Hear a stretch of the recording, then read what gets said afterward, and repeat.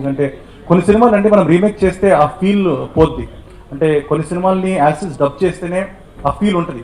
And I think Bichagadu cinema remake చేయకపోవడం చాలా మంచి పని చేశారు, ఎందుకంటే యూనో ఆయన తీసుకొచ్చే ఆ ప్రెసెన్స్ ఇప్పుడు కూడా నేను సీన్ ద ఫిలిం వేతాళుడు, లైక్ విజయాంతని గారి screen presence is perfect for this film. And నాకు తెలిసి nobody can do that.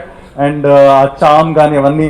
And seriously నేను కూడా కార్తికేయన ఫిలిం చేశాను. అండ్ ఇక్కడ ఇదిగోండి మా శివకుమార్ సార్, ఆయన కోసం వచ్చాను ఈరోజు. అండ్ ఈయన ఇంత పాటు చేసిన కార్తికేయ సినిమా కూడా తమిళ్లో డబ్ అవుతుంది.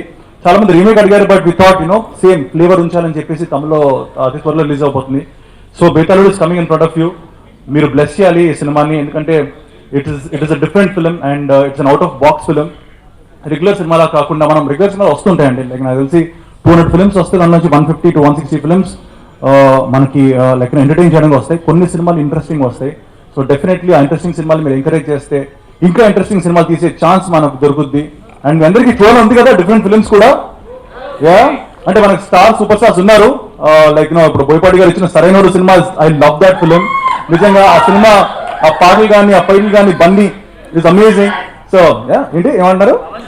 యా యా యా సో అలాంటి సినిమాలతో పాటు మనకి కొంచెం అవుట్ ఆఫ్ బాక్స్ ఫిల్మ్స్ కూడా వస్తే అందరూ everybody be happy. So please subscribe, please do subscribe, Please subscribe. please subscribe to our YouTube channel.